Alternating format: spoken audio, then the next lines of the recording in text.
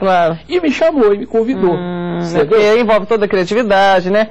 Escrever bem, você sempre escreveu, né? Então, e nisso, o Norma teve uma participação muito grande, porque o Romano me indicou, e ele falou assim, mas será que ele vai saber fazer propaganda? Vamos fazer um teste com ele. Sim. Então eu tive uma entrevista com o Jorge Norma, que eu acho que é um cara que fez muita coisa para Belo Horizonte, principalmente o Parque das Mangabeiras, e tanta coisa que o Jorge Norma fez. É uma ausência muito grande para Belo Horizonte, o Jorge Norma. E o Jorge Norma fez, eu falei assim, Norma, mas eu nunca fiz anúncio. Como é que eu vou fazer anúncio? Ele falou assim, olha, o anúncio é a informação, você no jornalismo, você dá informação sobre fatos do dia a dia. Na publicidade, você vai fazer uma notícia sobre um produto ou sobre um serviço, só que de uma forma bem elaborada, bem criativa, né, que atrai as pessoas. É isso mesmo. E aí eu fiz ele me deu um anúncio para eu fazer de uma coisa assim ultrapassada, um arado, chamava arado altivo. Eu falei, mas que diabo, fazer um anúncio de arado altivo? Então, como sempre, eu faço vários títulos antes de eu apresentar ao cliente, né? Então eu fiz vários títulos, o título que eu escolhi foi esse, arado altivo. Altivo, o arado que tem mania de ser trator. Aí o Norma achou que estava... Aí ficou ideal. Ótimo, aí foi o pulo do gato. Aí eu comecei e tive uma longa trajetória na Know-How, fiquei 5 anos na Know-How.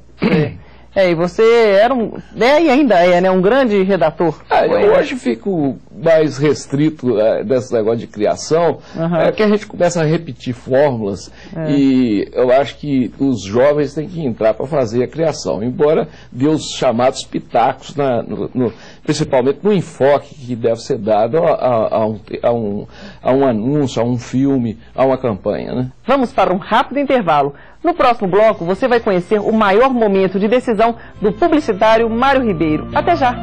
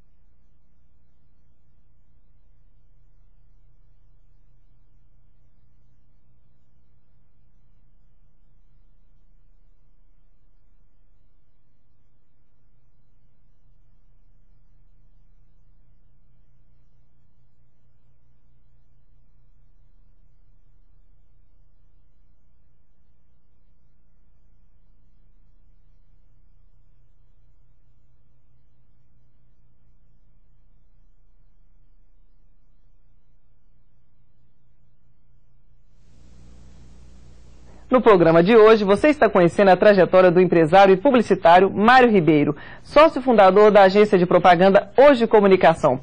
Mário, qual foi seu maior momento de decisão?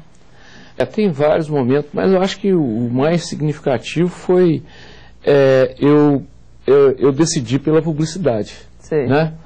Eu tive um momento de decisão anterior que foi, ao invés de fazer engenharia, fazer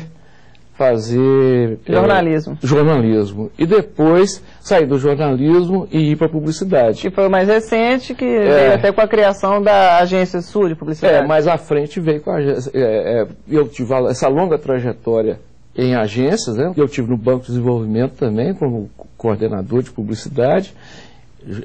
E depois eu fui para Hoje. Né? E que riscos você correu quando deixou de lado o jornalismo para então investir mais na publicidade?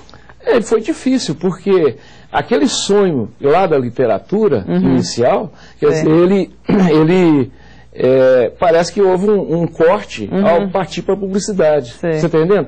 Isso intimamente, né? E também havia insegurança. Será que eu vou ser um bom publicitário? Quer dizer, isso foi uma coisa difícil e a família também sempre ficou preocupada. Como é que um cara pode mudar tanto de emprego igual o Mário? Eles foram todos profissionais liberais, médico, advogado, etc. Então, ficava aquela preocupação. E eu ainda tinha fama de doido, quer dizer, eram 3 psiquiatras e eu louco. E sua esposa te apoiou, a Gracinda? Ela sempre te apoiou? Aquilo a minha declaração de amor para a Gracinda foi pedir a ela que fosse meu braço direito, né? Sim. Então, ela nunca me abandonou como braço direito. Né? Que ótimo, isso é importante quando você ela é aquela pessoa a quem eu recorro para desabafar, para colocar os problemas, e ela tem uma capacidade de expressão, de entendimento da vida, que é uma coisa assim, é difícil de encontrar uma pessoa com esse discernimento das coisas que a Gracinda tem. É verdade. Ela que veio de uma vida, de uma situação muito humilde. O pai dela era dono de parque de diversões. Ela morou em barraca de diversões. Então, ela fala, se eu morei em barraca de diversões, eu posso viver em qualquer situação. Você entendeu? E ela tem um entendimento do povo, do que é a alma humana, que isso me ajudou demais na vida. É uma coisa impressionante. Essa coragem, né, para tomar decisões, isso vem de todas as pessoas que têm sucesso na vida, não é verdade? A decisão, é aquilo que se fala. Você não pode deixar de decidir. A gente tem que decidir. Porque se você decidir errado, depois você vai corrigir essa decisão. E depois que na empresa, na agência, quer dizer, eu passei a viver esse momento de ter que tomar decisão de minuto em minuto, né? Quer dizer, e a gente às vezes erra, mas o importante é tomar a decisão.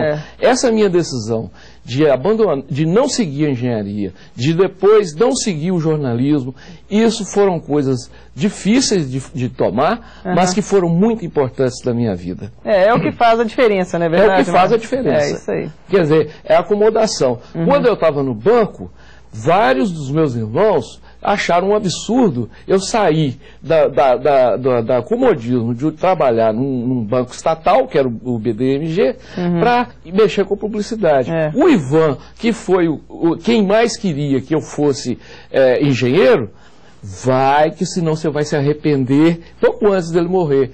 Lá na fazenda dele, Ivan foi um médico de muita fama. Até hoje tem gente que se lembra dele, tem quase 30 anos que ele morreu, e até hoje o Ivan é muito lembrado. E ele me deu o maior incentivo, e até contou a história de um cliente dele, que estava mais ou menos na mesma situação que eu.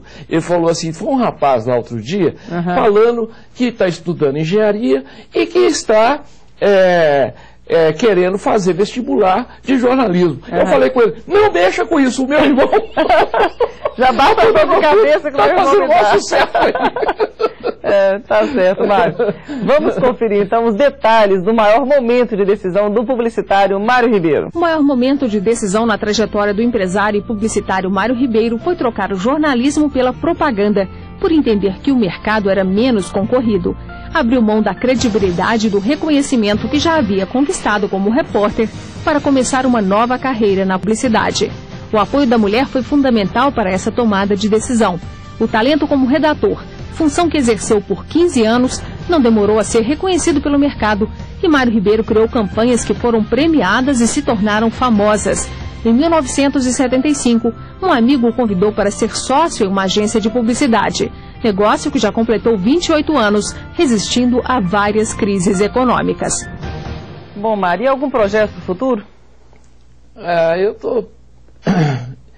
difícil falar, né? Mas não dá, como você disse aí na abertura, não dá para parar, né?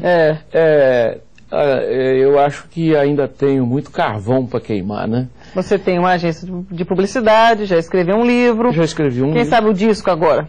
Das músicas.